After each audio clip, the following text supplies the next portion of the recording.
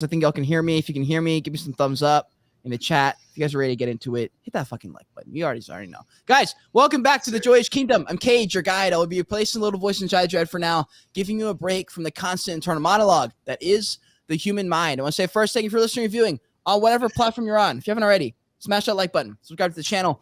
Join the kingdom. If you're on Spaces, hit that retweet. You already know, bottom right corner. If you're anywhere else, hit that follow. You guys already know we have great episodes coming out every week. Tons of content. We have ZORO the Wiz today, a digital pioneer specializing in AI and SaaS. Is basically succeeding online. We're going to talk about a lot of the things. We're going to talk about Web3 opportunities, if there are any left. We're going to talk about the social media as a landscape, because that's the way I like to attack it. It's an industry.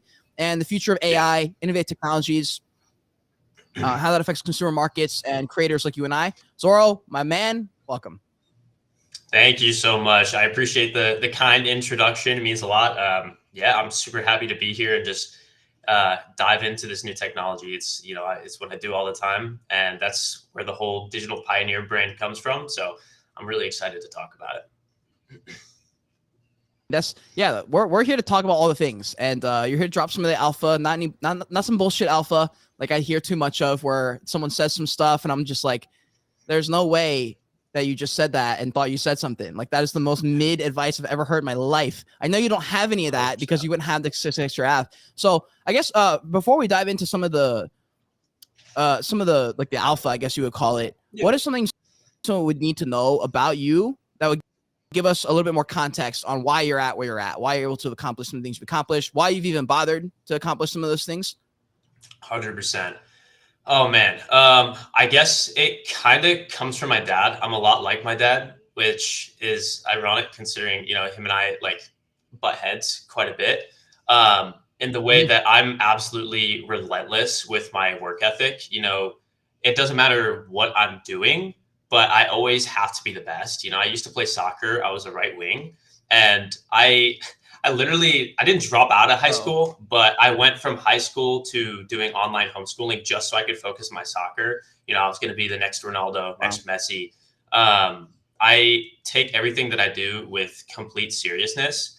And I think that's where a lot of people go wrong, is they tend to get complacent once they see a little bit of success. Whereas with me, it's like, even with my wins, it's kind of a blessing and a curse, but I'm pretty emotionally detached from it. Like, all I see is the very end goal. Like, even the micro wins don't mean too much to me, if that makes sense. So I guess it's that perspective that's really helped me, get to where I am.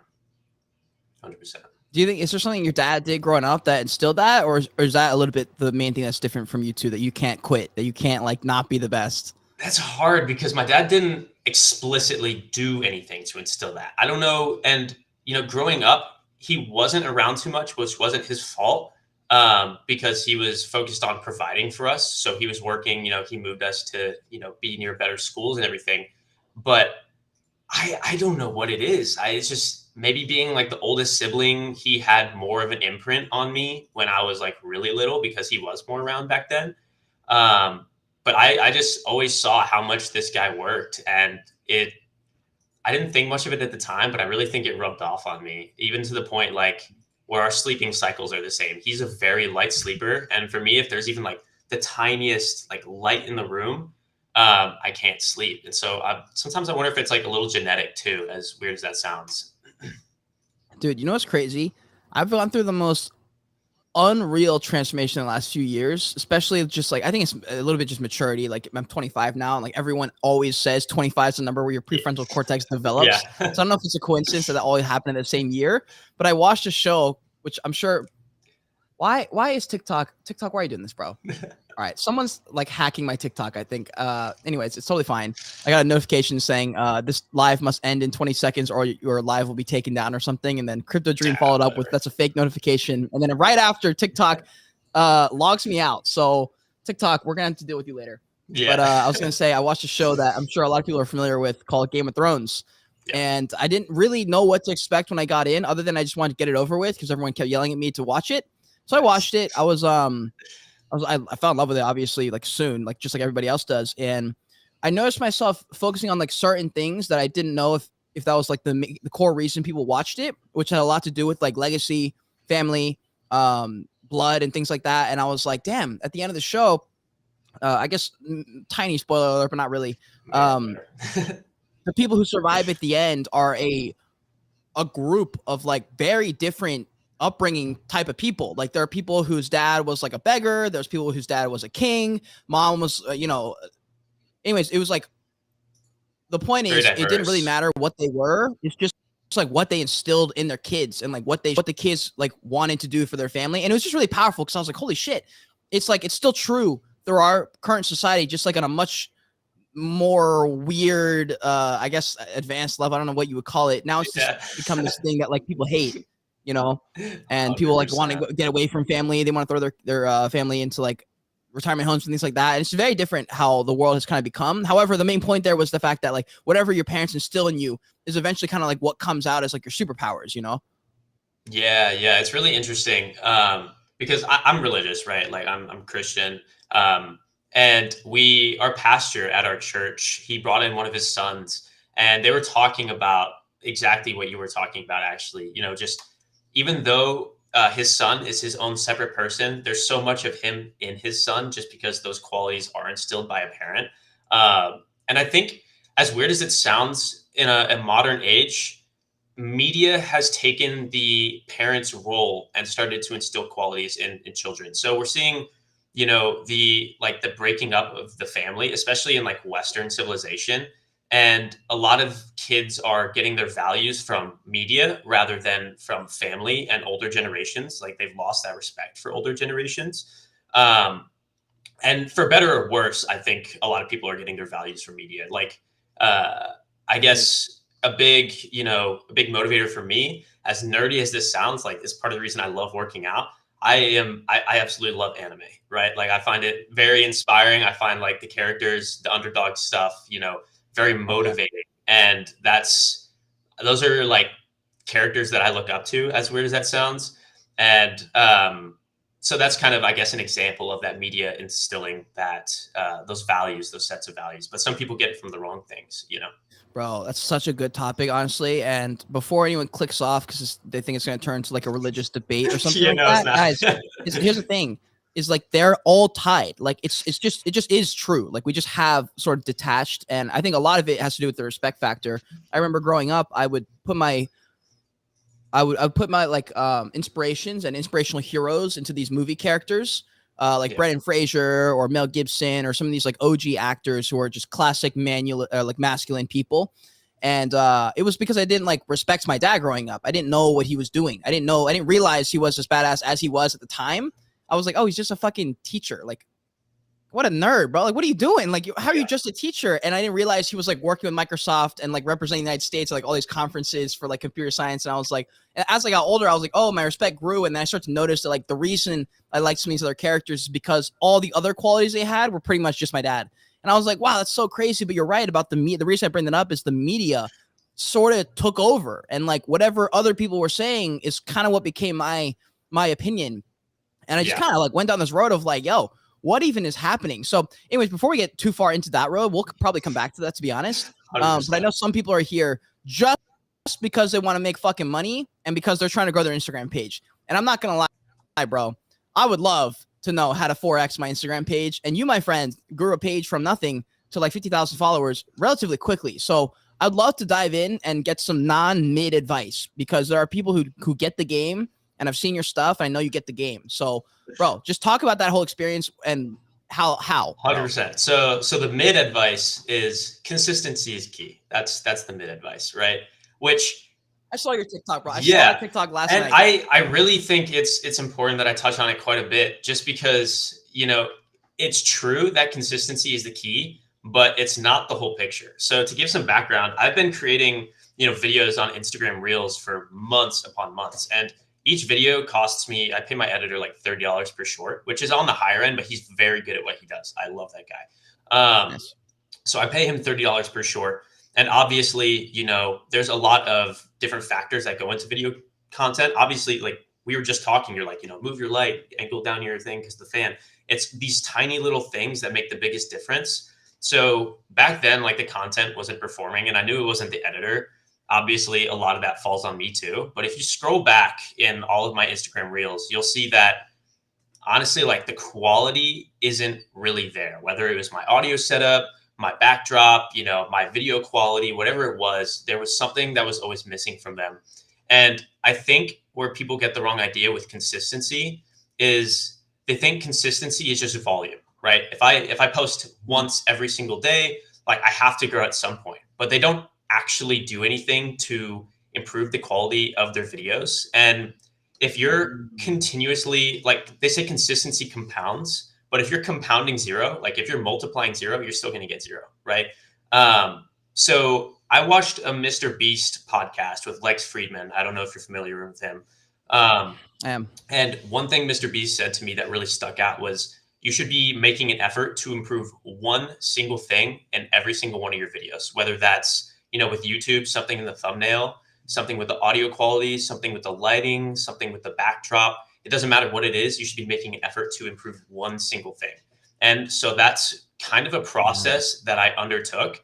If you even go back to maybe a month ago, some of my reels, you'll notice that the angle, wait, actually? Yeah. Like the angle is like too close on my face in some of the reels. And then the backdrop's like super light. Whereas now I kind of have like the lights in the background of the computer and everything like that. Yeah, you can probably go pretty far back. Maybe that gaming video at the top. See, that's my backdrop now. It's like, it's got the computer and it's got the lights. It could still be improved big time. But if you go like far back, you'll see that like my backdrop was completely, see those right there? The ones you're, yes, I see. It's different. And it's crazy because these are still doing really well. I would say they're just not as good. Exactly. It's just the subtle little changes, improvements. Ooh. That one went crazy. That one was good. But I think the topic was the one that made that. And I think a lot of people like claim to pretend, like they know the algorithm when in reality, no one actually knows what's going on. But when you improve these small little things in each of your videos, you're going to have a much higher chance of hitting with one than you would if you were just producing the same quality. So I guess in finishing, it's not just consistent volume that you need to be focusing on, but consistent quality as well. And just increasing the amount of videos that you do is not going to help you grow, especially if it means lower quality videos. And a lot of people sacrifice that quality for quantity, which isn't great. But once you hit that hurdle and you get one to go, that's when you kind of hit that snowball effect and each one does better. Well, actually, I was gonna even add on to that and say I would agree with you, even though I would say a lot of my audience would be like, Kate, what are you talking about? I thought you thought the opposite thing. And it really depends on your goal. If your goal is specifically growth of that social media account, I would agree there. Yeah. If your goal is like what I was 2 years ago, which was like become the guy who is known for interviewing everybody in Web3 and reviewing everybody in Web3, then all I'd focus on was like a specific amount of content or a specific type of content a lot so that people kept seeing my face with certain people and so that I could get face recognition. But my goal wasn't growth, even though that was also a way to get there. I think I just chose the other route, probably a little bit out of my insecurity, not believing that I could produce that type of high quality stuff. So I just figured the easier is to pump out the quantity. Yeah. And I would even argue in the very beginning, if you really don't know what you're doing, it's at least a start is to just get videos out. And then at that point, if you're like, okay, I understand the game a little bit. I've got some videos under my belt, time to upgrade. At least, look at the script and see if you can do the first 15 seconds a bit better and get people hooked. Cause that's pretty much been the hack. A lot of people are saying they're like, if you can get the video, if you can get people to watch the 7th second or something. Yeah. Like you'll jump from the 200 view range to like the 400 view range. Yeah. And if they stay to like 20 seconds, you'll jump to like the 2000 view range and things like that. And I look at all like my best performing videos, and it'll be like, 40% of people watch all the way to the end. And I'm like, oh my God, that's why it went viral. 40% of people who watched it watched all the way through. That's crazy. What is it about it? And then I break it down. And I'm like, oh, it's because I led them through a fucking story and the quality was good. And I kept leading them with like another Easter egg. And so there are things you can learn. Absolutely. So what what are the 3 important things to change? Like, what did you notice the biggest difference in when you changed them and you improved them with your Instagram and your setup? First was just what you were talking about, scripting and storytelling. Being able to tell people a narrative that captivates them turns even like the most boring topic into something that people like to watch. For example, you know, I've made videos on like JP Morgan Chase and like how they're building an AI bot. Super boring topic, right? But if you're able to tell it in a way that's engaging, and, you know, I like to throw in my jokes there sometimes, like make self-deprecating jokes. If you're able to tell it in a way that keeps people engaged, I will say, I think the one thing that these platforms do care about is watch time. Like, you know, throwing hashtags, trending sounds, like putting that off to the side. Watch time keeps people on the platform longer, which is what these algorithms want. So that's something I'll always stand behind, which is the second thing. Optimizing for watch time and trying to keep things, keep people engaged for as long as possible. So optimizing there, and then also video quality is huge. The technical aspects, a lot of people neglect that fact, which you can go viral without it, but overall, it helps your chances of going viral exponentially, just because it makes it easier to tune in.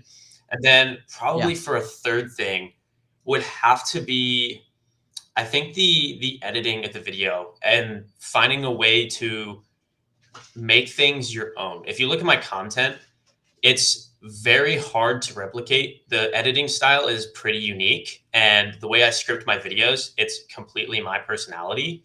Most people, you know, they just throw the Hormozy captions on there and they're like, yeah, this is the one, but it's like so copy and paste. You need to find, and for some people, it takes a while to find that ground, but you need to find a way to differentiate yourself, because everyone wants to be a content creator now, you know, and everyone's doing this crap. So those are the 3 things I'd say, 100%.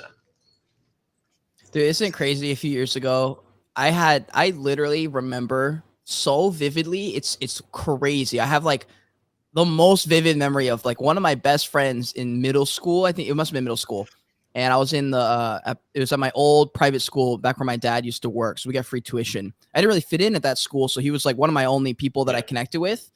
And I remember even to him, I was still shameful in telling, in like explaining to him when I was showing him this video that it was a YouTube video that I wanted to post. Yeah, I feel that. Because I like making YouTube. It was so embarrassing that one of my closest friends, I could not even like tell without feeling bashful. And of course he like didn't care. He was like, dude, that's fucking awesome. Like great goal or whatever it was. And I remember being like, God damn it, bro. Like this sucks. Why can't this be cool? And then like, boom, a few years later, like gamers are cool now. Karate people are cool now. And I was like, wow, the world changed very quick. It was like, you were a fucking loser if you did karate. Dude, literally 10 years ago. You were actually a loser if you did karate. It was unreal. And I remember thinking as a kid, like, why though? Like, why is it that like defending yourself and fighting is not, it doesn't even make sense. And then I don't even know, bro. Dude, there's a bunch of things when I was growing up that I just like, I would look at stuff and be like, what? So true, man. Even, you know, with my example with anime, like a few years back, bro, like you were called a weeb. You were basically like the biggest dork ever. It's something you have to keep hush hush. And now like, you're not cool if you don't watch anime. It's like so weird. I'm being pressured into watching it now. I have no choice but to watch it now. And I didn't want to, but all my friends watch it. So I'm like, fuck. It's like you just get indoctrinated. I think it's so funny how quick like culture shifts, especially as the internet's grown and matured, you know?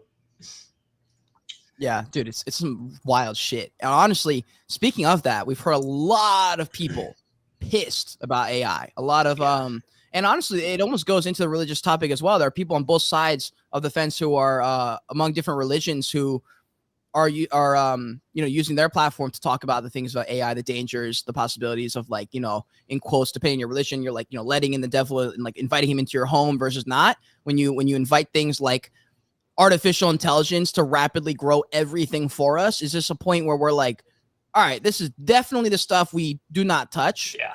Or the other side is like, nah, this is happening no matter what, and China's going to beat us if we don't do it, so we must do it. And then you get the question of like, okay, well, we should regulate it. And they're like, yeah, we should, but what if China doesn't? You're like, well, like we should make them. You're like, yeah, but what if they don't though? And you're like, okay. You're like, what about Russia? You're like, all right, well, chill. And you're like, what about Japan? Like all these countries, you're like, shit, what do we do at this point? And you run an AI agency, you use AI in your agency, you're able to make money. That's what you're here to talk about. But on the broader spectrum, what are your thoughts on AI as a movement and personally for yourself? Man, that's a hard one. I think AI is massively beneficial. Like, I think it's a net positive. Granted, I don't when it comes to things like regulation, that's extremely hard because you also have these external factors like other countries, like you were saying, that might not regulate it. But I was talking Yeah. about I forget who the guest was, but I was watching a Lex Friedman podcast.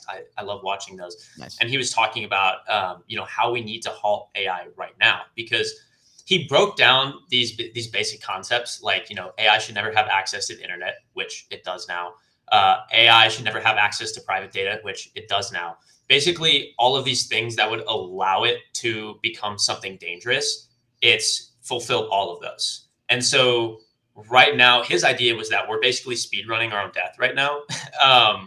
And in terms of the future, what that holds, it's really hard to say. But I will say that I don't think there's enough funding going into AI security and these regulation processes that would actually keep us safe. And I think it's quickly outpacing us. I think we're moving very fast. But right now, in terms of what you should be doing about that, like the best thing you can do is just sit and watch, because we're witnessing history in real time. It's like the digital renaissance, right? So we don't know if it'll be good or bad, but what we can do is take advantage of its use cases. Now, AI, just like NFTs and Web3, people like to paint Web3 and NFTs as like this big grand venture. NFTs it's just a technology, right? It's just it allows people to own things on the blockchain. That's all it is. And it's the same way with artificial intelligence. People like to blow it out of proportion. And a lot of people have been capitalizing on the hype to make like really mid tools. If 90% of AI tools are just absolute crap and they don't actually solve any issues or any problems. And 10K a month with ChatGPT, blah blah blah. I think AI is useful for building these frameworks. If you're already an expert in your field, AI basically is just a tool to help you, build on that expertise and something that you can leverage to do things faster. But it's not like the all-in-one solution to everything like people like to paint it as. It's just a technology at the end of the day. So if you're a normal human being and you've got a couple skills but like not really, is the advice you would give them is to go learn that skill first and then start to figure out how if you even can automate with AI? I just feel like when I saw a video and you were like, yeah, I'm working with some of these AI things, some of the software stuff, and I'm sitting here going like, bro, I don't even know what to start with. When I think of the word software, I just turn off. My brain's just like, nope. I took computer science in college. Like the word software makes me want to puke. So I can't even imagine what that looks like as a non-coder myself. I've tried coding and I suck at it. I don't like it. How are you able to even begin thinking about that? What skills did you already have that now AI is helping? Yeah, absolutely. So in terms of coding, I'm a non-coder as well. And we built our software using no-code tools like Bubble. If you want my honest opinion, this is going to be controversial, but I really don't think coding is a skill that's worth learning. Any coder I know that is like actually proficient in that skill, it took them, 5 years, 10 years to like really get good at coding, to build like actual software that does, help and solve problems. Whereas no code is already at a point where we were able to build a minimum viable product that actually solve those problems and build even more on it with very little experience under our belts. And if you started learning coding right now, 5 years, when you're actually proficient at it, imagine how advanced no code's going to be. There's probably not even going to be no code tools. Like AI is going to be doing the coding. And then what was the second? Oh yeah. What was the second question you had? Well, it may have had more to do with the software or what skills you learned before. Yeah, AI. absolutely. So in terms of skills I learned before, I was very focused on, building funnels and then copywriting. Those were probably the first skills I learned when I started my entrepreneurship journey. In terms of learning the skills before enhancing them with AI, 100%. Like become proficient at what you do and then integrate AI into it. You can also use AI in some ways to help you learn those skills if you're good with prompting. True. But 100%, I just become proficient at it, because you might end up shooting yourself in the foot if you're not already a good copywriter and you don't know what good copy is. The AI spits something out that sounds good to you, but it's actually really bad. And I think, again, with AI, like if you're a copywriter, for example, I'm just going to keep using the copywriting example. It's really useful It's a for great building example, those by the way. frameworks. Yeah, it's applicable to a lot of people, and you use copy Yeah. in any business. So Yeah. it's great Copywriting, for by the way, building those guys, is like the frameworks. act of like writing things to like get people to either click the email or buy the thing. Like copyright is like the copy, the written stuff that you see that is like Yeah, advertising kind of thing. That's what copywriting is. words So that it's a lot of sell. money if you can get it right. It is. Exactly. So if you're proficient at it and you basically, use AI to build those frameworks, it essentially, you don't have to start from scratch. It like doubles your output. So if you're Yeah. doubling your output, you can produce 2 times more copy that's actually good. You can take on more clients. And then if you have a team of copywriters that are using AI to supplement that as well, you just increase your output exponentially and allow yourself to bring on more clients without sacrificing that quality. But Yeah. that's if you're a good copywriter and you know how to turn copy into good copy. So, Yeah, bro. Yeah, I would say so. Also, I see Krishna saying 40% of all code on GitHub now is AI generated. That's it's crazy, coming brother. quick. There's specifically some skills that I'm nervous about that haven't really come true. And I hear like I see Nick in here, Nick Hall. He's a excellent trader, excellent content creator, entrepreneur dude. Shout out Nick. But he's a day trader, and like I learned trading the last few months. I still am learning trading, and I like trading. I don't like it that much, but I like it a lot. Yeah. And I'm sitting here questioning because I'm like, I feel like trading and coding are pretty much the same type of skill that could be taken over in a very quickly, in a very quick and similar fashion, and they could be wiped out across the board. And every time I bring it up, the traders are like, yeah, but the AI bots aren't that good. I'm like, yeah, but like they're not good yet, but like in 1 year they will be. And like Yeah. 1 to 5 iterations of AI later, we will be completely eradicated from that sector of the market. Like I just don't see a world where that doesn't happen. I'm trying to figure it out. And you're definitely not the right person to ask because you're not a day trader, but it's something that I thought about. But as far as like skill sets and stuff, there are certain ones I'm nervous about. For yourself, what are the skills besides coding that you think may not be as helpful to learn because they'll probably be wiped out / replaced because AI is just a little bit better? That's a really good question. And first and foremost, in terms of skills that like won't be replaced, I think anything that requires human, creativity, like soul, is something that will never be replaced by AI. I saw Casey Neistat video, which he like made a vlog that was generated with AI, and the concept was there, like it had the drone shots, the B-roll, and everything, but the soul wasn't, right? And so the video felt very, very plain and soulless. But Interesting. in terms of, skills that you shouldn't be learning, first and foremost, yeah, day trading might get overtaken by AI. Right now, with AI, it still requires a lot of human input, right? So if you're proficient at any skill, AI is just going to, make it a lot better for you. But yeah, definitely coding's one. Copywriting might be one. It's pretty hard to say. To some extent, probably, marketing. I've already seen like AI trading bots that are coming up. I've talked to some people, I can't say who, but they're claiming that their AI trading bots have like 94% accuracy. I'm hearing some of that, bro. I'm not kidding. I've heard some people talk about the bots, and I'm like, what? They're good. They're really good. And because AI is just a lot more proficient at taking in data and then recognizing those patterns, and then with its algorithms, with no bias, no like trying to predict the future. It's like, no, bro, this is what it says. This is what it's probably gonna do. No emotion, and it's like it can analyze all of these things that have happened in the past. And it was the same thing with like the Morgan Chase bot that they were building. It basically analyzes all of the market's turns in the past and then makes predictions based on that, which humans can do to some extent, but not at the same speed, not at the same proficiency. And we tend to let emotion get in our way, like, this is a set amount of money, I don't want to lose this. And simply put, AI is just a lot better than us at that. But in terms of, so anything that requires large amounts of data and analyzing that data is gonna 100% get replaced. Anything predictive, a lot of fields in marketing, a lot of fields in healthcare, I think, are going to be replaced as well, especially with like diagnoses. I think we're going to see a lot of AI software come out in the healthcare field that will disrupt it greatly. in terms of diagnosing patients with things that other doctors might not be able to spot.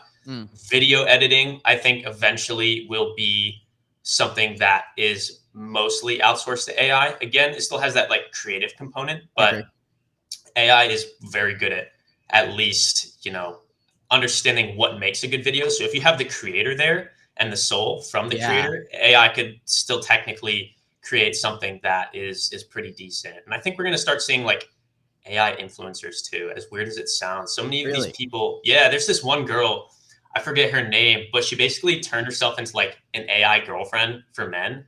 And this lady made $70,000 in a week, just from like a Telegram bot. So I was like, ZORO bot by chance, ZORO AI boyfriend, like just straight from herself. And it's really weird, dude. It's really weird.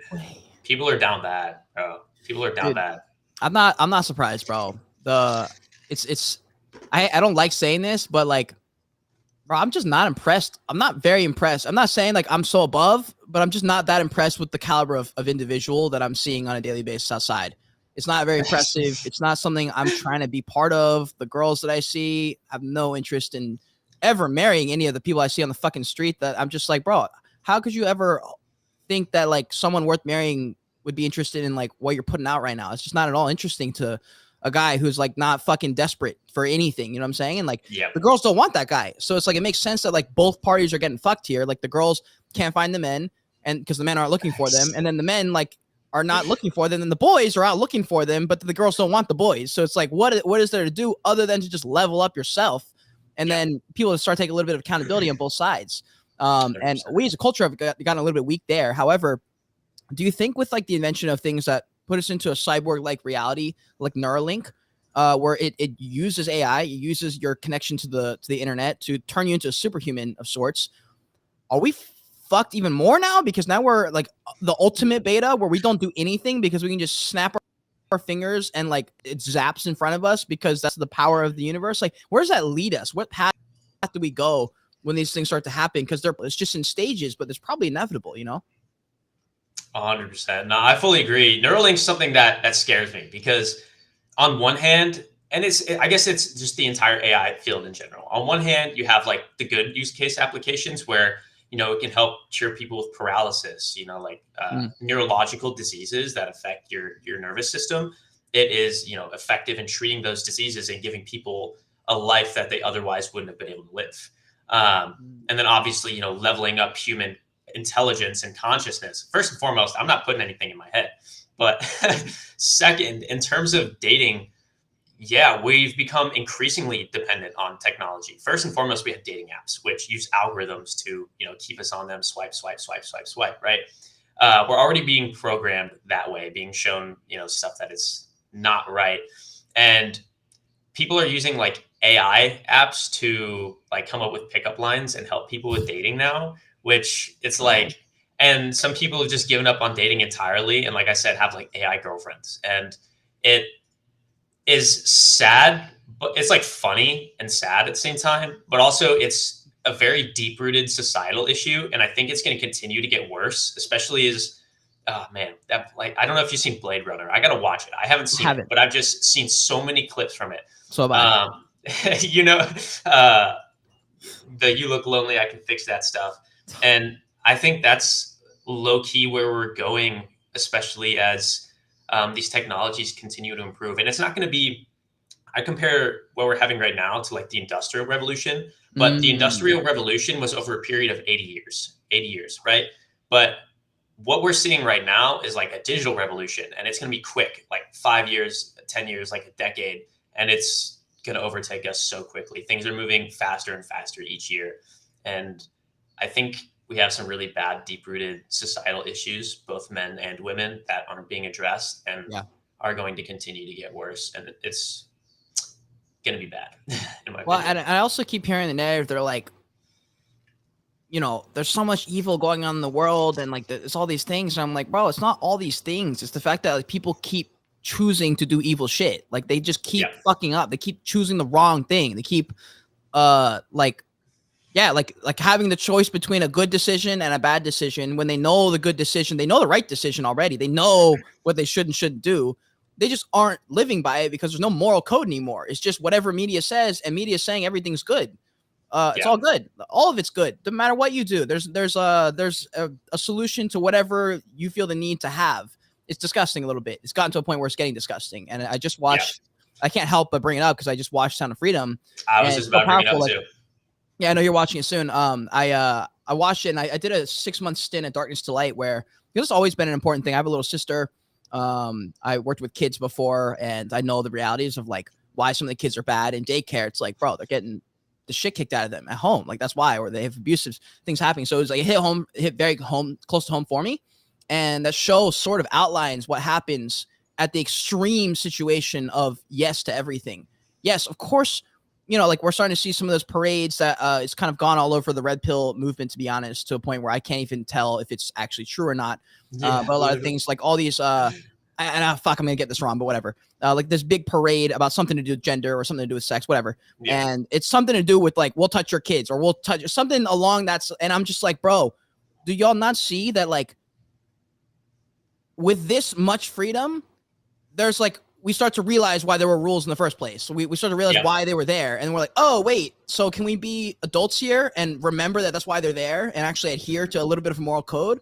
Or do we just keep going down that line because it feels so fucking good today just for civilization to crumble in the next 20, 30 years? Because I don't think something like Neuralink is something to be feared, except it's us. It's us, our decisions we're going to make with Neuralink that's going to fuck us up. So it's like people blame all these things. I'm like, no, bro, it's literally like the individual choosing to choose fucking evil every single time. It's so crazy to me.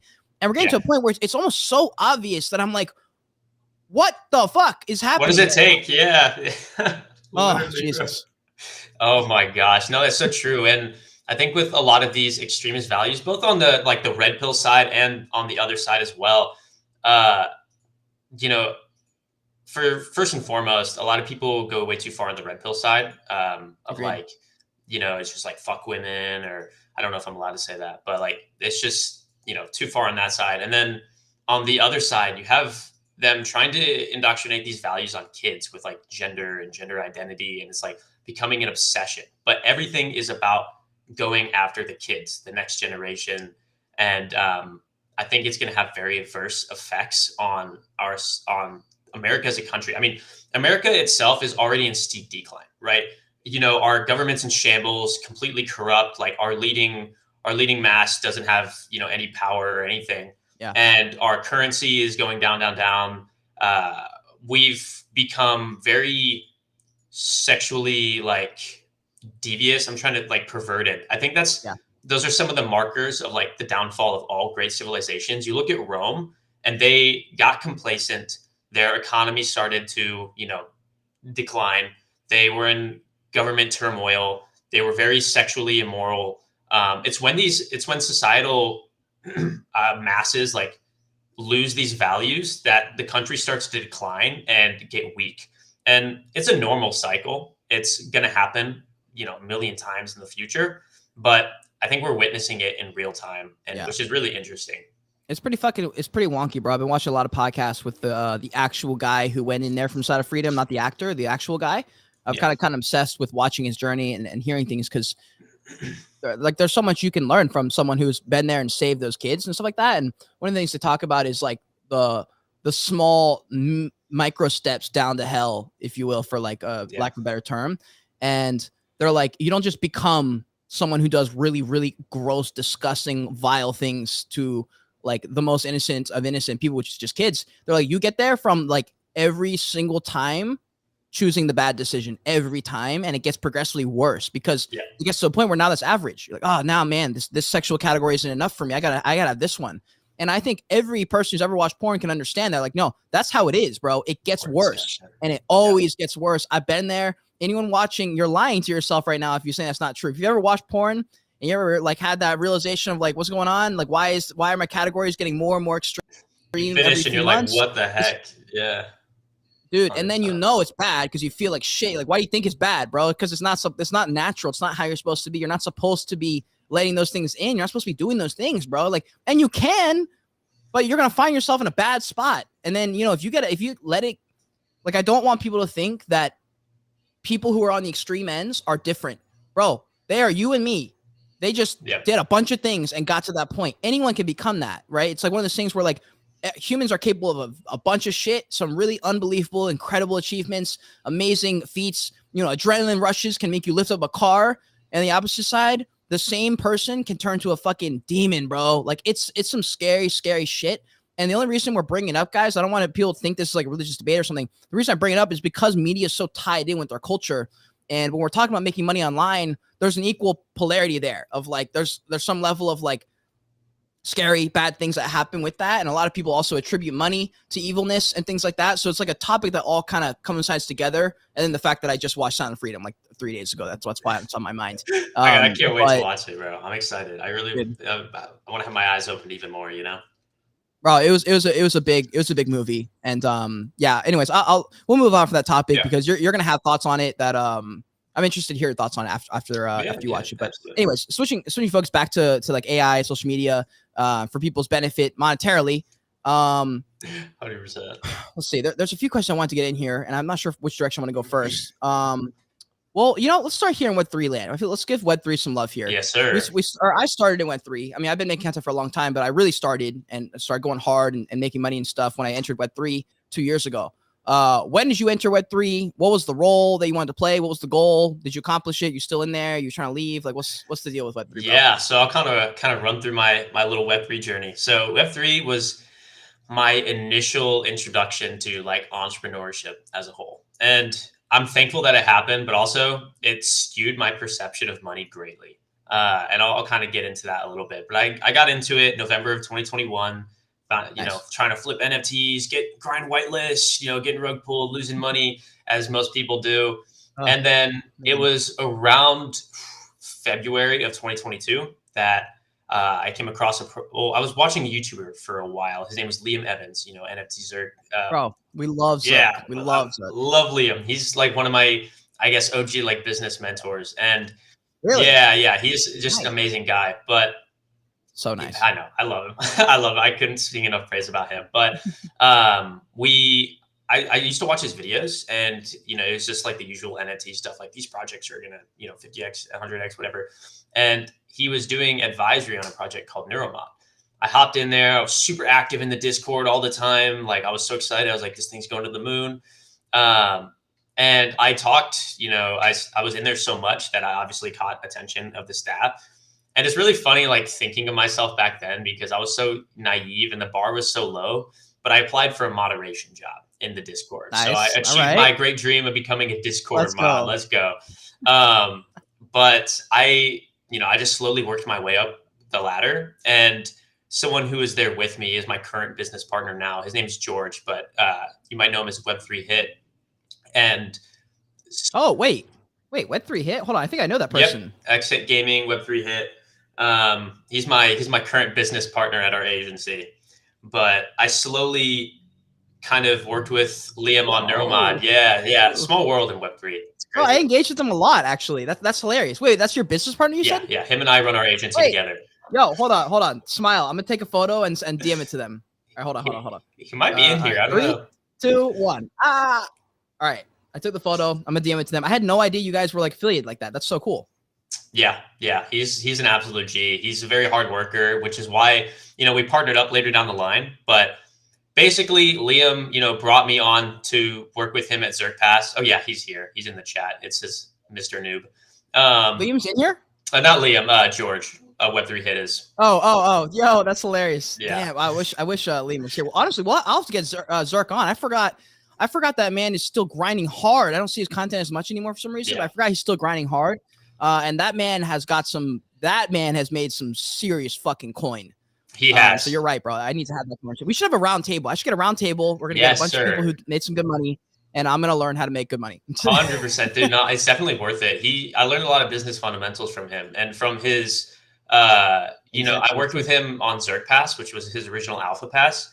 And nice. we raised probably close to 7 figures, if not more, from that project alone. From the initial mint, sure. But also, we had a subscription model at one time that was pretty good for like a lower tier. We provided a lot of value in that group too. I mean, we probably provided like 8-9 figures in like opportunities for those people. Now, of course, as the market, kind of drifted away and everything like that, it got harder to find those opportunities and everything. And then eventually, you know, me and George were kind of doing our own thing. We just kind of split off and started doing our own things. This was like around August of 2022. It's very amicable. I know Liam was focused on his Web3 agency at the time, and I was doing like freelancing work because of the connections that I built off of ZerkPass. I basically started leveraging those connections to other communities to offer like collaborations to projects. And that's when I really started like actually making my own money. So I was doing like freelance collab work, and I got up to like 10K a month, which was unreal for me at that time. And in October of 2022, I started the Web3 agency Roundtable with my partner, George. Granted, it wasn't really like an agency at that time. It was more so like a glorified freelancing operation. We've been running that ever since. In terms of Web3, obviously we're an actual agency now. You know, we're an LLC. We're completely doxed, obviously. But in terms of Which, by the way, that's like, but that's just like, on a grand scheme of things, the fact that like a 20-something-year-old and another 20-something-year-old are on a podcast and we both have started businesses, like actual LLC businesses, it's sort of like crazy, bro. Yeah, it's sort of crazy that these things are being documented at this age. That's literally not a thing until today. Like that's so crazy to me. Facts, 100%. Yeah, no, I 100% agree. Like honestly, if I hadn't come across Web3 and everything like that, I don't know where I'd be, right? Same.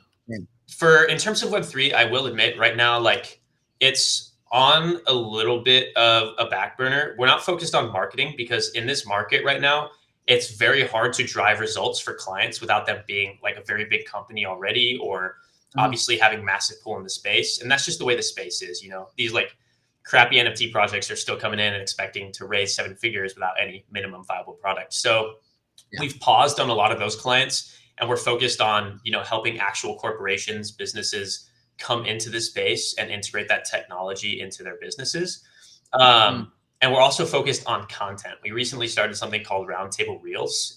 Obviously, my experience making content is very beneficial to a lot of these bigger Web3 corporations that aren't taking advantage of, video content in Web3. So that's more so our main focus. That's where we can drive results right now with the market being down bad. But I think the NFT technology has a big place in our future, but I think the space as it is won't be around, just the technology, in my opinion. Obviously the people that are like making waves, but what do you mean? Thread guy might change his profile picture from a monkey, bro. Yeah, that's no, important. You're right, man. Bro, yeah, you're important. Right. You're right. You must care. Dude, that's like all it is. Honestly, a lot of people think I completely left Web3 and, did the classic Web3 to AI, whatever every guru is doing. But no, we still run our Web3 agency. I am focused on AI because I genuinely I love technology and I love like actually researching it and stuff. But Web3 itself, like the NFT space, I completely like removed myself from it. I think it's incredibly toxic. I think everyone on there has unrealistic expectations, and most community members are extremely entitled in what they expect from founders, and founders tend to overpromise, underdeliver. I don't like being connected to that space at all. I believe in the technology, but in terms of like where that space is at, aside from, creators like yourself, Ash, Robin, like a lot of those people that are still there and trying to make a difference, I don't like the NFT space. Dude, honestly, for me, I love Web3 because of what it was in the beginning. I still like the core message. It's not as linked as I thought it would be. It's really not about that right now. Like here's the thing, like you have to be radically honest to see that. Cause like for me, when I realized that's why I was staying, in attendance to some of these spaces, was because I was just fucking hoping I could get out of the project. I'm like, when are you going to pump so I can get the fuck out? Yeah. And that's a project I care about, by the way. I just got like 20 of them. So like, I don't need 20. So I'm sitting here going like, damn, bro. Yeah. Like twiddling my thumbs, like shit. Hurry up, bro. Like do something so I can get the fuck out. And I was like, shit, dude. I'm genuinely as good as it gets for someone to be in your community as a holder. I'm as good as I'm a collector. I don't really sell like that. Somehow I didn't lose money trading NFTs, even though a majority of my L's came because I just bought things and never sold them because I'd never meant to sell them. Like so that. They just never Yeah. counted as something I made profit on. So I'm like a good person to have in your community because I'll hold. But then I realized that like for me, I was starting to wonder when the fuck I could get out. And I was like, that's really not good because I always do things but first. And I'm already someone who doesn't want to sell it. So what are these people thinking? If they already want to sell and they're already more impatient than me, I'm like, this is not good, bro. 100%. And for me, I love the space. I love the tech. And I think they all kind of connect with like the VR, the AI, they all kind of connect. And I just want to be at the forefront of that. And I want to tie myself to certain figures and companies in that space who may be able to bring me an opportunity that I can't get on my own. Like if I work with Project Kaizen for some cool stuff, they might get access to a certain software I can't get access to on my own as an independent creator with 9,000 followers, but they can because Tom Bilyeu is famous.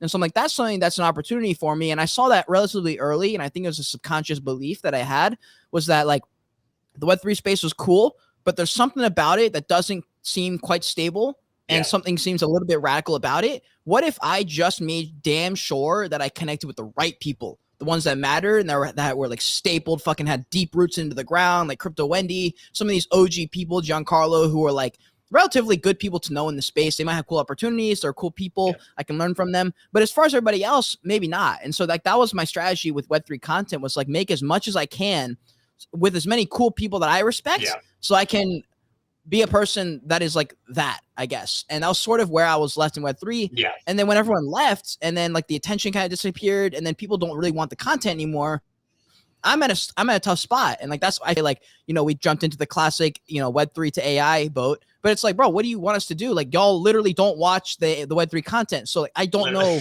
how I can help you. You're not watching you're only watching the spaces that you think you can get an opportunity in. So why am I evil? You know what I'm saying? Like 100%. I think that's what a lot of people don't realize as well. Is that at the end of the day, NFT projects and like they're startups, they're businesses, you know, the business fundamentals still apply. And so when obviously NFTs right now are a shrinking market, it's really funny because I was on with my business partner, George, and we're talking to like a lead gen guy. And he's like, all right, what's your churn rate? And we're like, well, technically, because, you know, we take these projects to launch and then they're off on their own. Technically, our churn rate's 100%. And he's like, 100%. And I was like, yeah. And then he's like, what's the like lifetime value? We're like, you know, 1 to 3 months just because we're taking them to launch. So you have a 100% churn rate.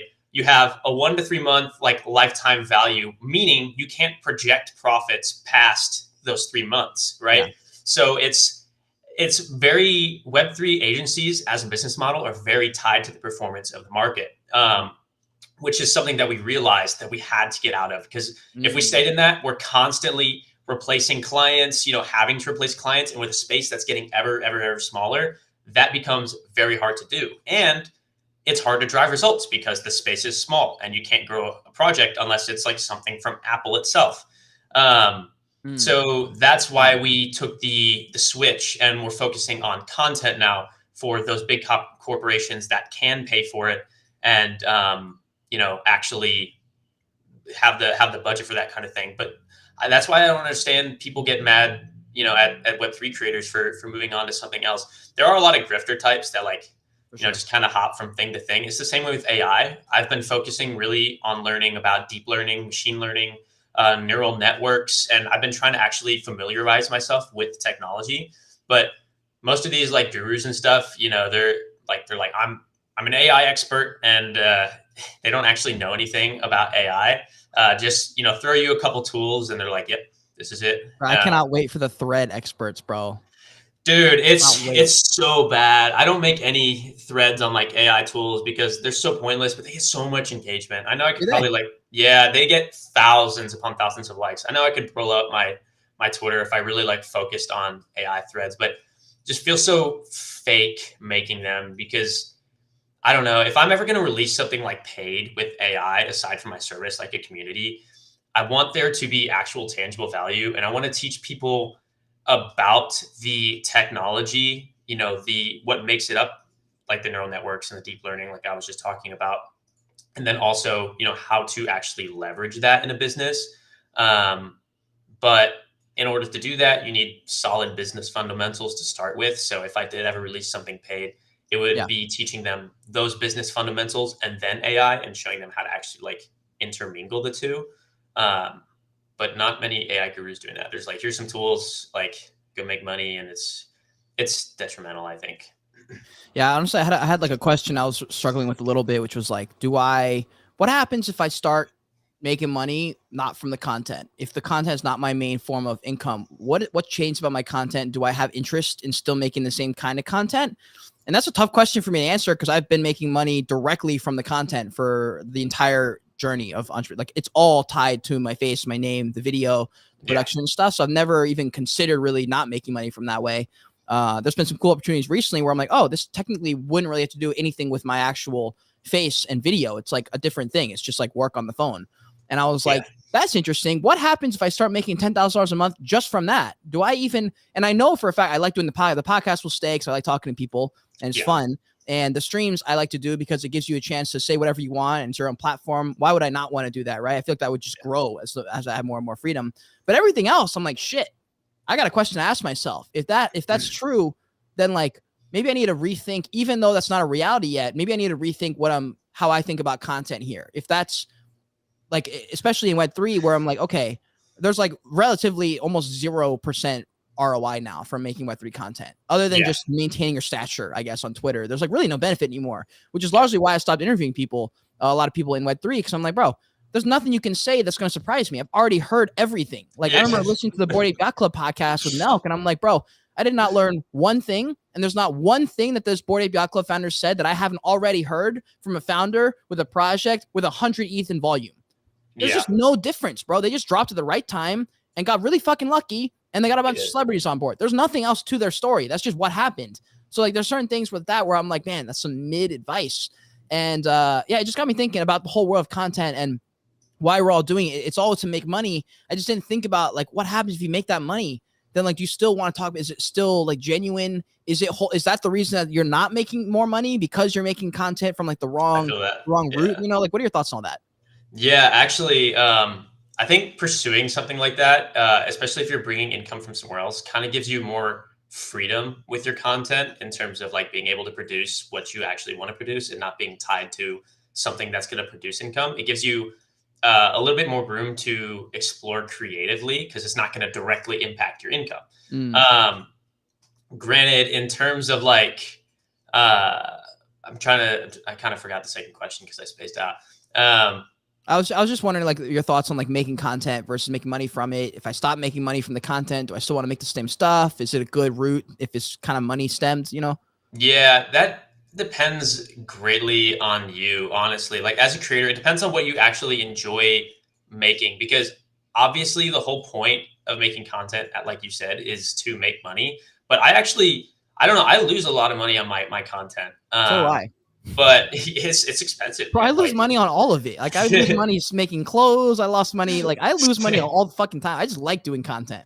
Exactly. Like, it's a more interesting life than not. Like I'd rather do this and lose money than work a job I hate and not having to do with content. I still would pick this. That's what I'm saying. And I think content, especially if you really want to produce something of substance from it, is a very, very long-term game. Very long-term. Like, my Instagram right now is at like 58K or 60K or something like that. But I want to see that. I want to see that in 1 million. And thing is, I wasn't able to capitalize on my Instagram like when it really blew up initially because I didn't have a funnel in place to any of my services or any info products or anything.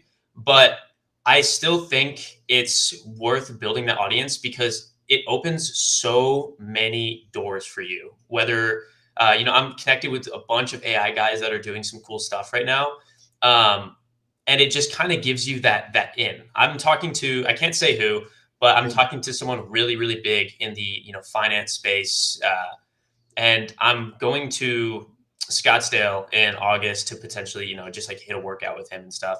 And it just opens those doors for you. So I think content 100% like has that infinite ROI of giving you social authority. So if you're running a service, you have that social proof. You're an influencer, right? Right. And then also the connections that it gives you, any connection, like one connection, could completely change your life. So I think the Yeah. expense. By the way, guys, that's like a huge reason I do content. I've connected with some of the coolest people on earth, I swear, from content. They just saw a random video on LinkedIn Exactly. or something like that. Bro, I connected with someone very deep in the music industry that I'm hoping to do some stuff with soon. And he's very killing it in the music industry. And I'm like, he just watched my NFT videos a few months ago, Yep. and he just like reached out to me on Instagram. I'm like, bro, this dude is famous. Why are you hitting me up? Oh, I watched your YouTube video. What? Why? Exactly, I don't know. I like your glasses. I'm like, whoa, bro. And that dude has brought me opportunities that are just not possible without that kind of connection. And that's what's possible. Those videos weren't getting more than 1,000 views. Yeah. That's what people forget, is like there are opportunities still, even if you don't have 1 million followers, you can still find someone, and someone might pick something out that they like about you. And then you start a group or something like that. Yes, exactly. So I 100% think content, like, keep doing it, even if you're making income from somewhere else. Because there have been, like you said, so many people that have come to me, like people I look up to. I when I first got into the space, or when I was first learning about money, these people were so much higher than I was, and now they're hitting me up and they're like, yo, you're doing really good on content, like good job on social media, or like, yo, I saw you pop up on my Instagram feed, you're killing it. Like people that I would never imagine would ever like hit me up or talk to me, and it's provided me those ins. So to answer your question, yeah, 100%, I think content's still worth exploring.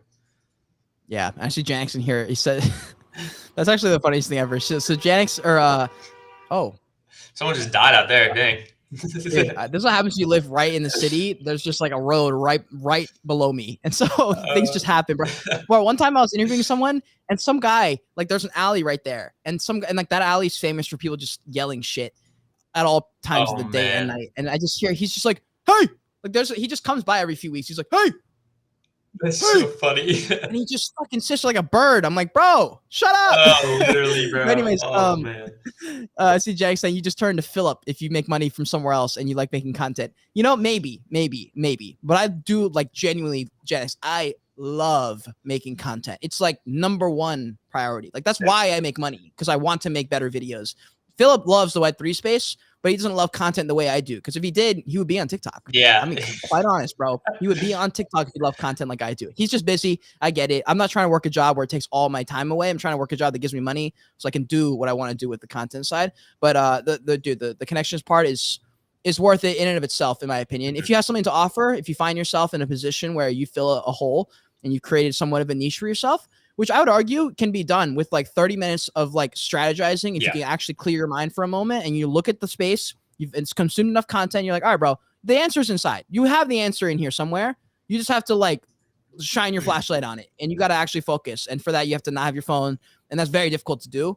And I understand that. It's not like you can just do that. It does take a few attempts probably, but you can pick out a point and you can start building in there, and you can slowly start to grow that out.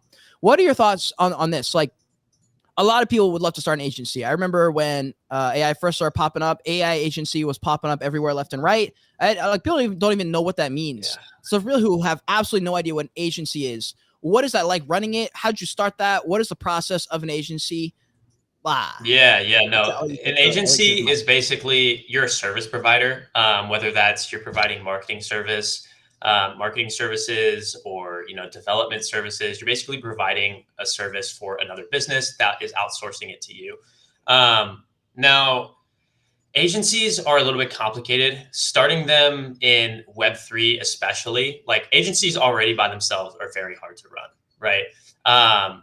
Starting one in Web3 where it's already so volatile is even harder. And a lot of people, when AI or Web3 agencies were like the big thing, they're like, yeah, I run a Web3 agency, but they had no business fundamentals. And then they also, didn't have any legal formations. It was just them running it. And I'm like, bro, that's not an agency.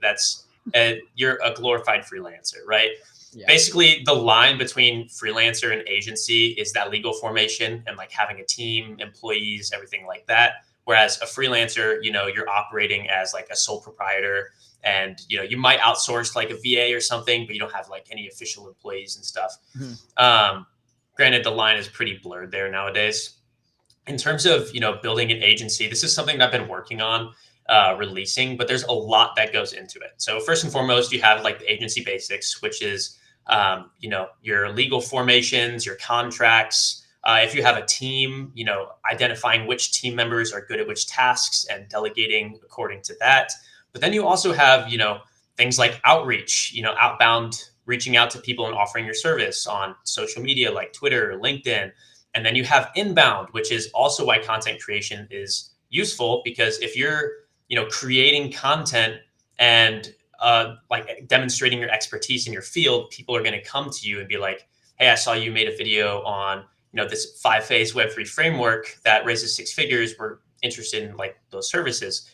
I think social media is incredibly powerful for inbound and outbound. Before I go too far into that, there's also things like, you have to have sales SOPs, which are standard operating procedures. You have to think about sales. You have to think about onboarding a client. You have to think about actually delivering the service. There's so much more that goes into starting an agency than people realize. But as a concept, it's very simple. You're just providing that service. It's just when it comes to operational things and, building those operations around scalability, that's when it gets complex, because you don't want to be scaling your business and then something, a system you built breaks down and all of a sudden, you're running like a chicken with your head cut off, client deadlines aren't being met. It's a very demanding industry and it's easy to get taken advantage of. There are times when it's great and you get clients great results and it's like you're on top of the world. There are other times when you have fallouts with clients and you don't meet KPIs or, and you burn bridges and you don't feel good about yourself. You have to refund money. It's a very arduous process and it's very tedious because there are lots of clients that will treat you like crap until you can like kind of build your status and pick and choose what kind of clients you bring on. Sorry, that was kind of a spill, but I hope that helped a little bit.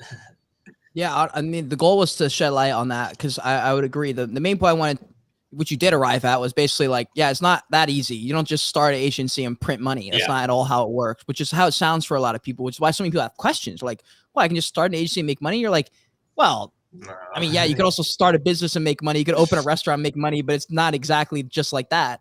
It is difficult. And like I did the sort of glorified freelancer job for like 2 years. Like that's still sort of what I do from like a main source of income. It's basically glorified commission. It's like leveraging your brand, your experience. Like I did 2 years of doing these brutally honest reviews where I would just, for the first few months, I just tore apart projects, bro. Yeah. Like, and it was because it was funny. Like I would just specifically pull out projects that I was like, fuck you guys are a total scam. And I would take the opportunity to like extra dig into them and people loved it. And then I would review like a Doodles or somebody who was a little bit more legit at that time. And I would be a little bit less brutal, but I would not hold back if I noticed something that was stupid. And that started to catch. And then I was like, all right, well, I don't want to burn every bridge because every project has things they can work on. And I can go 2 ways here. I can either go the extreme route of just burning them alive and probably burning every bridge I get because I'll be that guy, the negative guy who talks a lot of shit. Do I want to be that, or do I want to like take this an educational route, which is how I generally view things, and like maybe review them in a little bit less angry and like, fuck you guys are scamming people, and more of like, here's something you guys need to focus on instead of this. This is not the way forward. And that was so smart because that pivot turned into a business instantly. It became like, oh wait, can we survive Cade's brutally honest review now that he's not going to tear us a new one, but he'll just tell us what's wrong and what he thinks that we should be doing and things like that. And it turned into this easy filter to like, oh, we should get him to advise, like we should hire him for some consulting and stuff like that. It just led to a bunch of those kind of opportunities. And it was cool because like I see Devin's question, what type of content makes money? Bro, the truth is whatever content that you can figure out a way to leverage your name to get people to be like, I fuck with that person a lot. We should have him join us. We should pay him for this. We should pay him for that. That, in my experience, that's been a fast-tracked way to make money from content that doesn't require always 1 million followers. What are your thoughts on that, ZORO, for like type of content that makes money? If there's anything specific that comes to mind. Yeah, definitely want to touch on it. Anything makes money.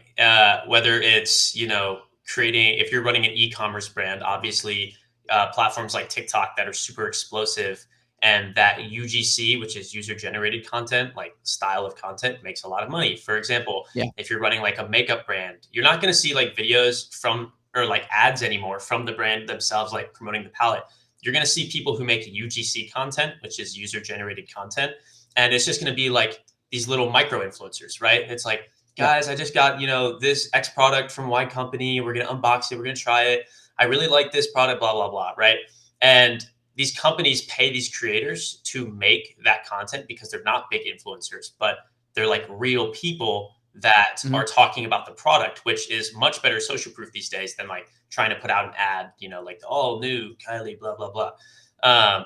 And so even if you make the most boring, bland content, if you make real estate content, like it doesn't matter what it is, you can make money from it. For example, on YouTube, the concept of, I think it's CPMs, right? You make a certain amount of money per 1,000 views.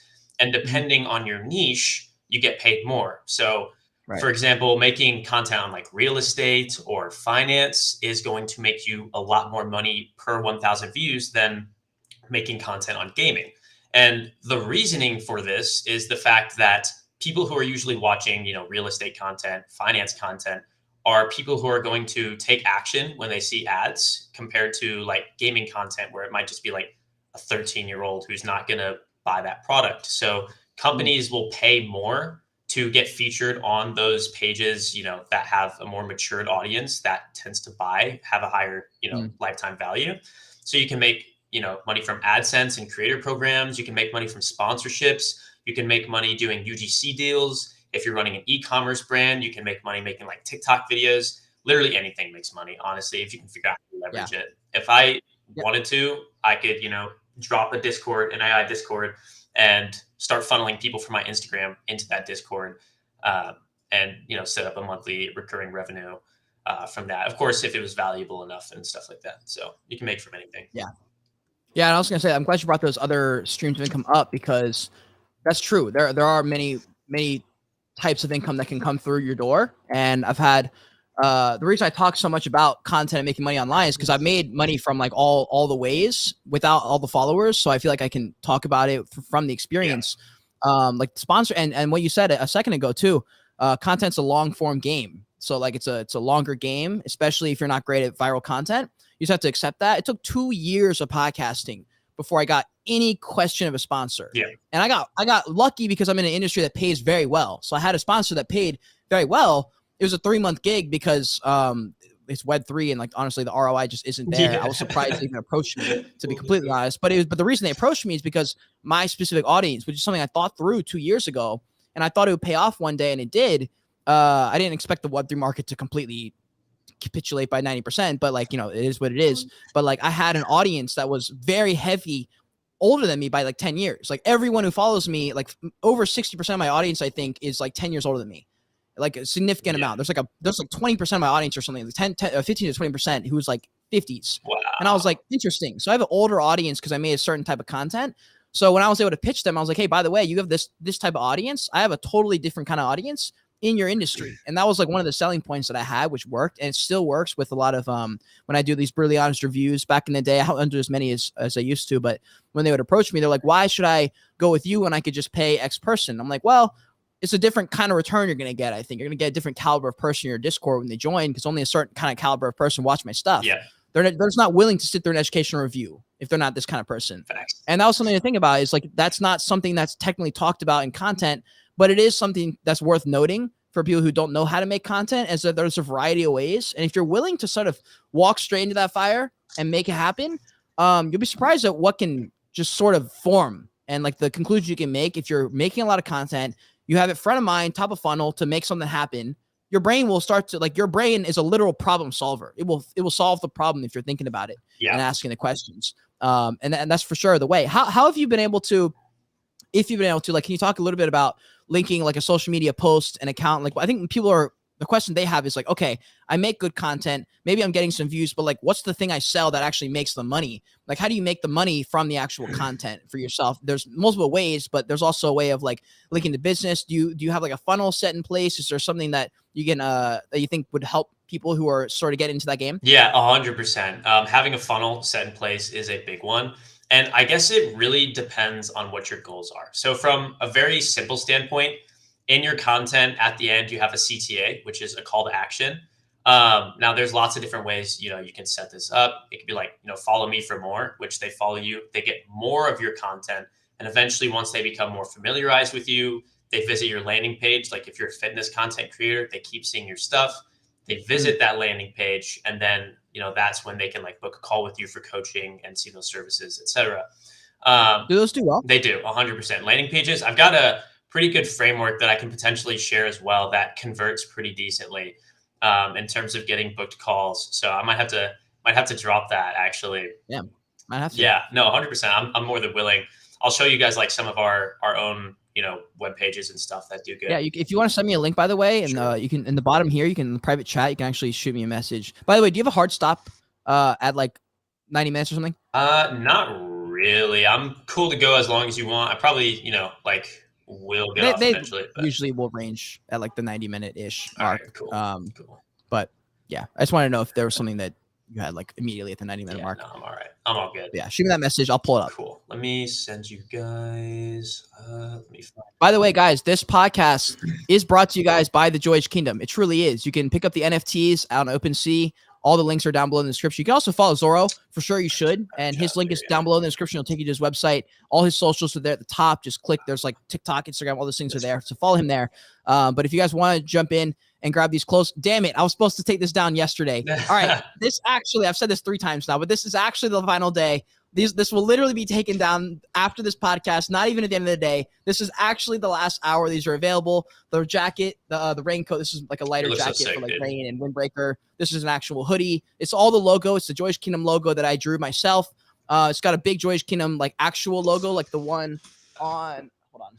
Your time. There's also sweatpants. It's all the same design, but on the back is the actual logo. These are fire, by the way. I've spent thousands of dollars. I've lost about 90% more than I've made putting together the clothes. And honestly, the only reason that is because I made the clothes so that I could wear it.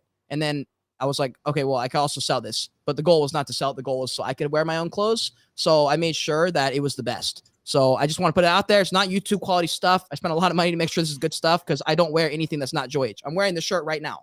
Joyage Kingdom. Anyways, yes, sir. Let's go. Back to the podcast. All righty. Let me go ahead and open something up so I can kind of break this down for you guys a little bit. You also might be able to share your screen, actually. Yeah, I can. You may be able to do it on your own. Let me see. Let me. It's right in the middle. Okay, cool. Yeah, that'd be sick, actually. You see it? Yes, sir. All right. When you pull it up, it will pop up, and I will enable it. All right, cool. On my side. There it is. Let me know when you guys can see it. There it is. All right. Are you able to see both tabs by chance or no? Let's see. Oh, I can actually switch tabs. I'll switch tabs. There might be a way to do this. Hold on. There might be a way to do this. Okay. Let me just fly through all of them. No. I'll switch it up. I can always just change tab. It's all good. Well, it's possible that we can. You know what? It might be if you here say something. I'm gonna turn off your camera. I don't know if it'll turn off your audio, your mic though. I'm gonna turn both of our cameras off. See if it works. ZORO, say something. Okay, damn. There's no way to do that. Okay, well, all right. 1 second. Let me bring you back. All right, cool. Oh wait. I see both of them. That's all right. Damn. Okay. Well, which one do you want me to pull up then? I can toggle one on and off in between. So which one do you want me to? I'll do the Google Doc first.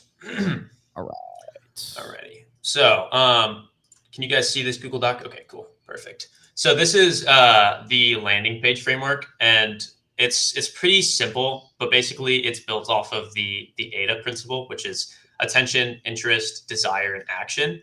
And then it takes the prospect through an entire journey. But first, I'm going to kind of, break down what the landing page would consist of. So first and foremost, you have your headline, which is your bold claim, achieving X result in Y amount of time. So for us, our Web3 marketing, that was, generate 6 figures in 90 days.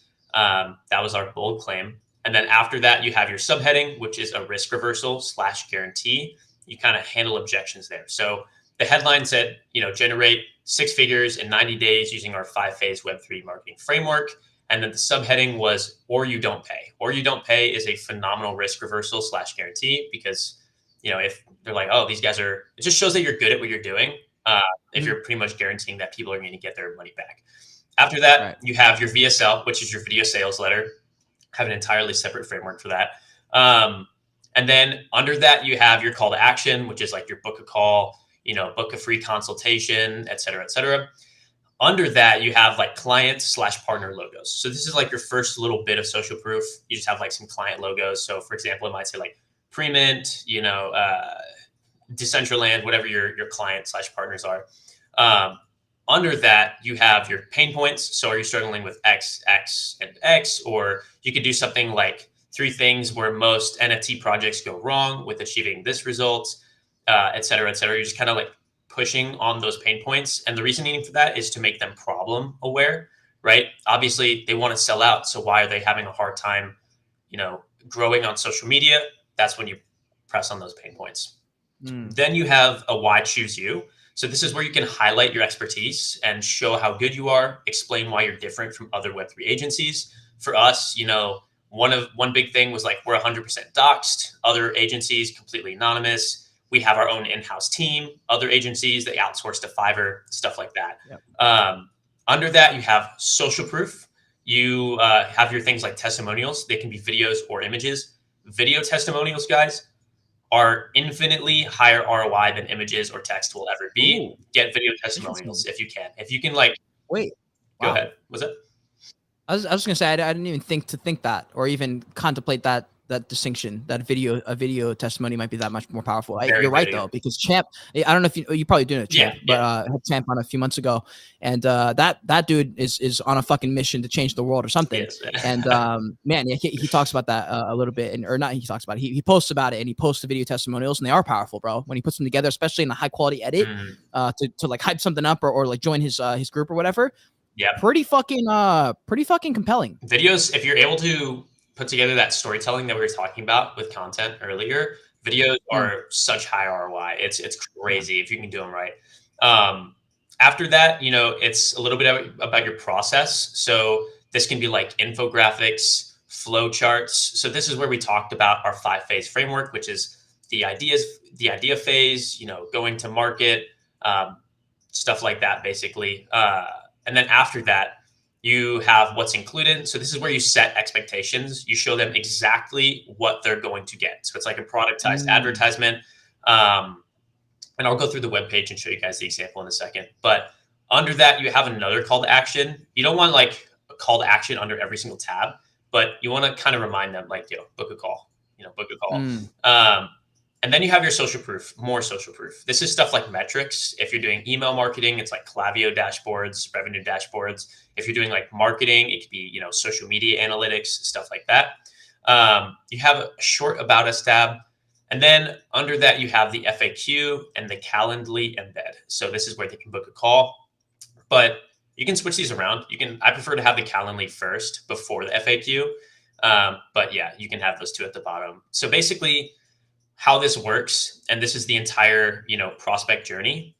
So first and foremost, they land on your landing page. They're unaware of the issue that they have, right? This is where your headline, your VSL, and your pain points will touch on this issue, make them, problem aware. Now that they're problem aware, you present them with the solution and your process, which is like, your unique framework or whatever you're offering. And then you compare. So why you're better than the competition, and then you reinforce that with testimonials.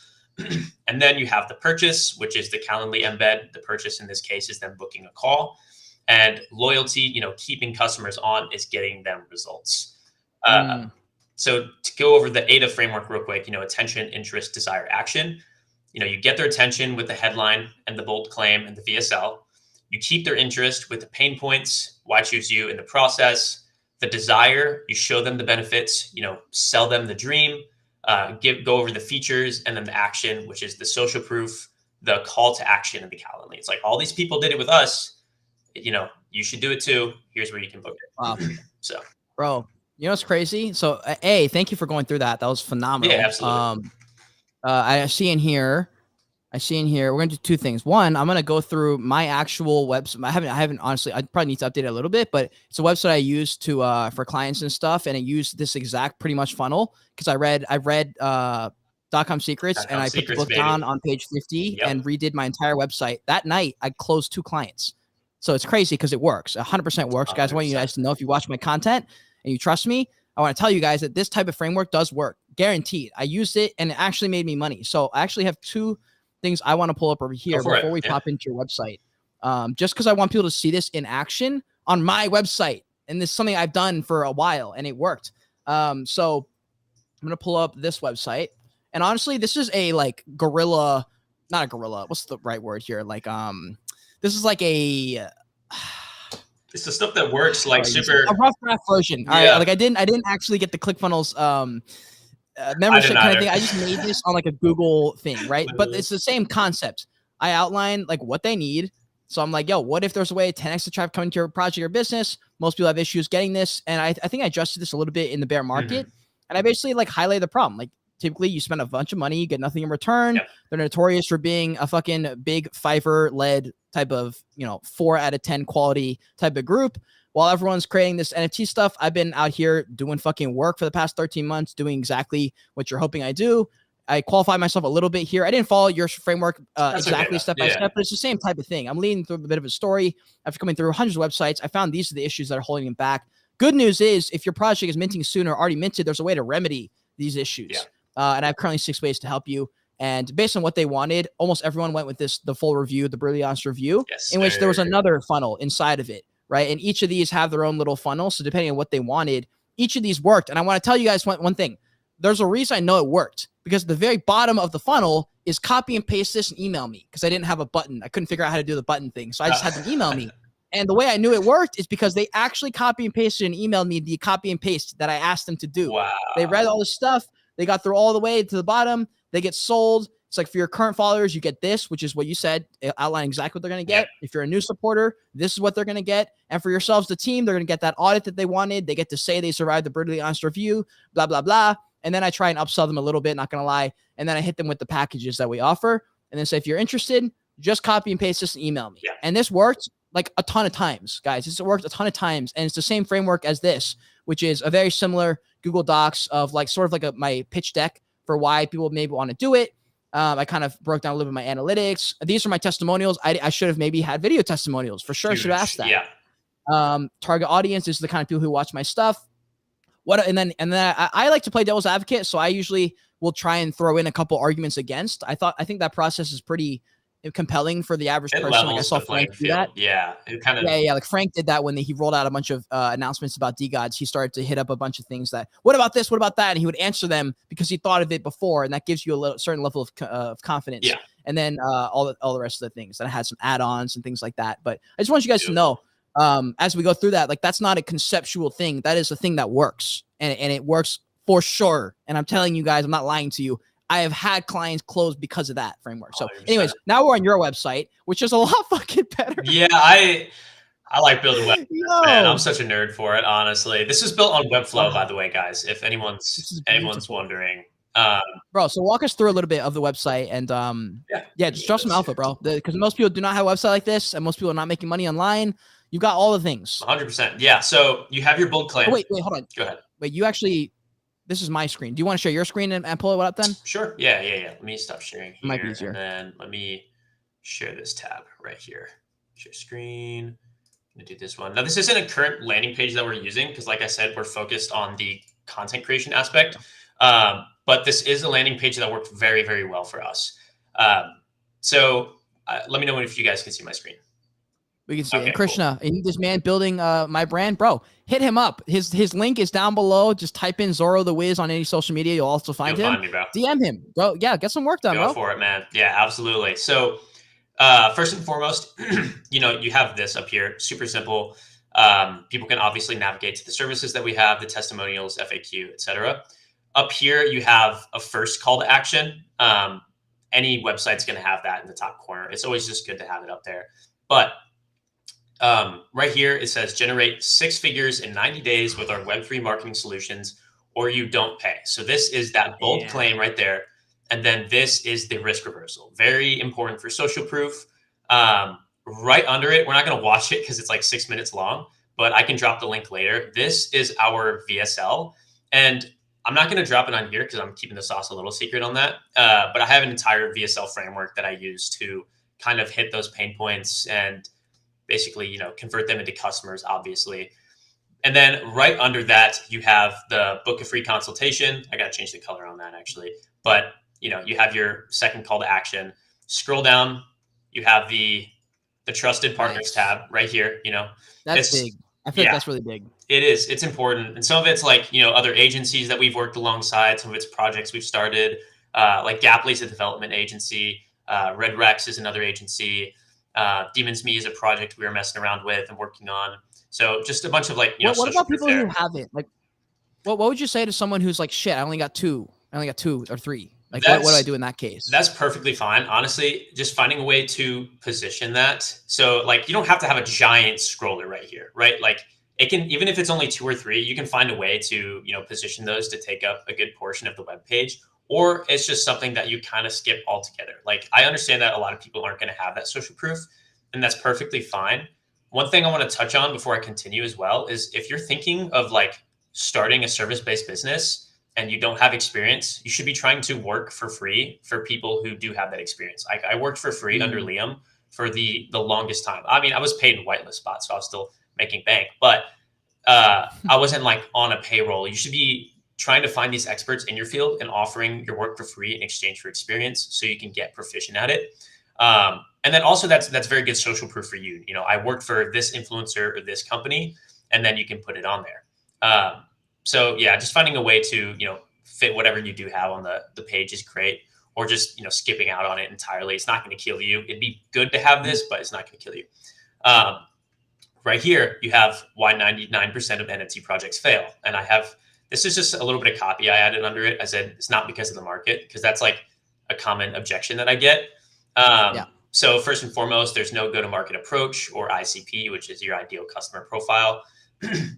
No unique selling point or minimum viable product. A lot of these projects try to launch without actually having anything to sell. And then they don't have an engaged community. Part of success for NFT projects is having that community that's behind them and passionate. So those are, the top 3 reasons, in my opinion, that most NFT projects fail.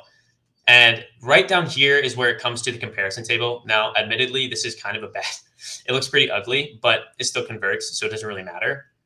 But essentially, this is just comparing other agencies to us. So if we don't perform, you don't pay. That's huge, right? Because that just instills confidence into your prospect, and they're like, wow, these guys like must actually be good. Organic reach to millions of potential customers. A lot of agencies in Web3 just bought followers, which I think is so funny when people just like bought their project to the moon and pretend it's organic, hype. And yeah, it's just a bunch of comparisons, stuff like that. Right down here is a little bit of KPIs. So for Demons and Me, we, this is just like Twitter analytics, over 100, K profile visits, over 7,000 organic followers in like literally the first 2 weeks that we leveraged from our network. Now, these guys ultimately decided like not to continue building a project because the market was just so bad. But these are results that we got for them. Moving on, we worked with Tokyo 2923 as well. Their project went absolutely crazy, but we weren't working with them too long. But still, it's very good social proof. Underneath that, this is where you have your process. So I said our optimized process, the 5-phase framework. So there's phase 1, which is onboarding. Phase 2, go-to-market approach. Phase 3, hype and anticipation. Phase 4, scarcity and FOMO. And then phase 5, which is launch. Super basic overview of that, right? This is a bit of that productized, advertisement, just kind of telling them what that 5-phase process encompasses. So, marketing and social media positioning, strategic advisory and consultancy, and then community building and retention plan. It's kind of touching on those pain points. So I talked about how, a lot of projects don't have dedicated community. That's why we have a community building and retention plan, strategic advisory and consultancy, marketing and social media positioning, all of that stuff. Right under it, you see our next call to action, book a free consultation, right? Moving down, you have some testimonials. We worked with Warriors of Ankh. This was before we started our agency. We're still working as freelancers, but you can still use that for experience. Obviously, ask the person before, you just use them on your page. But yeah, you can still use that. We've got Matt on here. I'm sure you guys are familiar with Matt. We've got tons of different testimonials right there. Now, right down here is something new that I added to the page. This isn't in the framework. I just threw it on there because I wanted to see how it looked. But this is our roundtable reels. This I just added like a couple days ago, so it's not really anything important. But right down here, you have the team, super basic scroller. Like it's not really anything too crazy, just a little bit of social proof, showing that you're doxxed. And then you have the call to action. The Calendly embed's a little bit messed up, but it doesn't really matter when people are just trying to book a call. Like they don't care. They just book you right there. Underneath that, you have frequently asked questions. Super easy, super simple, and then just like your bottom stuff. That's basically it. Damn, bro. Yo, thank you for running through that. Yeah, absolutely. Guys, if you're trying to like learn that shit, I'm telling you, and you want to work with him or do something there, check out. So in the link in the description, if you just click on that ZORO, whatever it's, I have ZORO *link, and that link will take you here. You can find all his socials here. So be sure to hit him with a follow. And he's got a bunch of things that are free that you can get. Just hop in. I would highly encourage you guys to get involved. Like, I think you have Discord, right? So you have like all the things. Yeah. So if you want to get involved, you can. Real quick, Krishna, in terms of like what I used to build the I'm ZORO website, I used a website called card.co, card with 2 R's. So CARRD.co. So. Wait, how do you spell it? Sorry, say one more time. Okay, CARRD.co.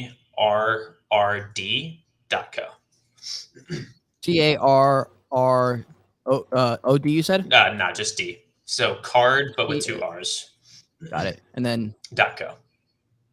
Oh, all right. I just typed it into the chat. Super cheap. It's like for your own custom domain and like full functionality, it's like $20 a year. So it's really cheap.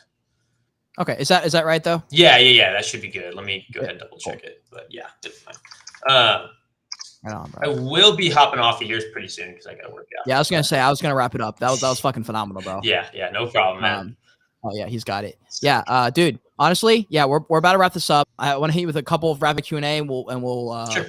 We'll fucking wrap this up, bro. Let's fucking get it. Sounds all right, dude. Good, bro. Fuck. There's a few here I want to ask. Do you have any conspiracies that you think might be kind of true, but maybe the world's not ready to hear this kind of truth type of thing? Oh man, yeah, a lot of them would get me canceled. Probably on a pretty bad level, but is the Earth flat? That one's a hard one for me. I don't think the Earth is flat. I do 100% believe that there are aliens out there, which is ironic considering, obviously I'm a Christian, but I believe God created the universe and I believe he created other life. But so I do believe in aliens. Oh man, I do believe that this isn't really I appreciate you, Nick.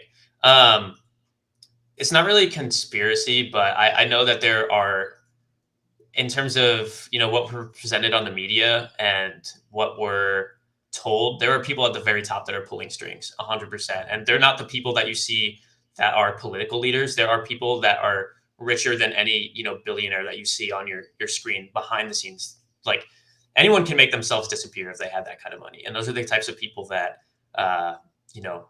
are really manipulating things in the world. I think, behind big companies like BlackRock and all these financial institutions. Yeah, I think there's people behind a lot of that stuff. True. All right. 2 questions left. Do you have a way you unwind? Do you unwind? Is that a thing? Unwinding isn't really a thing for me. My brain's always going, but on Sundays I try to pull away from work completely, and I'll usually play Minecraft like my girlfriend's doing right behind me.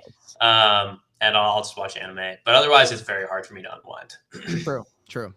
Right on, bro. All right. I was gonna end it on like a deeper thing, but like honestly, bro, we got deep. We talked about some true alpha. I feel like there was actually some value dropped in here. So the final question would be none other than like, bro, what is the goated like fast food chain? Like what's the food you're going to so that you can chill on Sunday and watch some anime? Like what's that food, bro? Oh man, for me it's Chipotle. Let's go. Yes, it's just like it's fast food, but it's also like macro friendly. It's decently healthy. If we're going international, dude, I just went to Italy and McDonald's there is like gourmet food, bro. It's crazy. It's so good. Yeah, it's fire. Interesting. It's so fucking good. But otherwise, yeah, Chipotle's the one, and maybe Chick-fil-A after that. I love Chick-fil-A is good. I love Chick-fil-A too, bro. I love Chick-fil-A. Bro, as we close this shit out, did you want to shout out anyone before we pop out of here or not? Yeah, I guess just my business partner. He's the first person that comes to my mind. Definitely drop Web3 Hit a follow on Twitter and everything. And yeah, feel free to reach out to us if you're just in Web3 and you're trying to network, or if you're looking for services. I don't really care about monetizing this. Yeah, feel free to reach out and ask me any questions, guys. And I appreciate you, Kate, for having me on, man. Dude, I appreciate you. We dropped some heat today. I made that Yeah. intention clear. I was like, well, there will be no mid advice today. We're going to drop some 100%. real heat. So I think we did. And so, bro, I want to say thank you for coming on. Again, I'm going to share my screen real quick. Guys, if you want to connect, you should, for sure. This is your call to action. Literally click the link in the description. Find him here. Follow him. Start to learn. If this is a topic that you're interested in, the number one piece of advice to go from 0 to 1 is by getting your mindset right. And you get your mindset right by engaging with people who've got the mindset you're looking for and doing the things you want and just hearing them a lot in your head. And you will start to move in that direction. It's the easiest way. If you want to connect with me, hit me up on YouTube, on Twitter, on Instagram, on TikTok. It's all pretty much the same. I think it's just Cade Bergman. Instagram is Cade.Bergman, but they're all the same. If you want to buy my NFTs, type in my name again. We have the access keys. We have the torches. You can connect with us there. Other than that, guys, thank you for being here. Hit that like button if you enjoy the conversation. If you got a bunch of value, then fuck yeah, hit that retweet, hit the button, subscribe for more content. I'm a content machine. It's what we do. Find us on all platforms. Until next time, continue on your Joyage, continue to learn, and be grateful you're live watching this video. Peace. And hold on.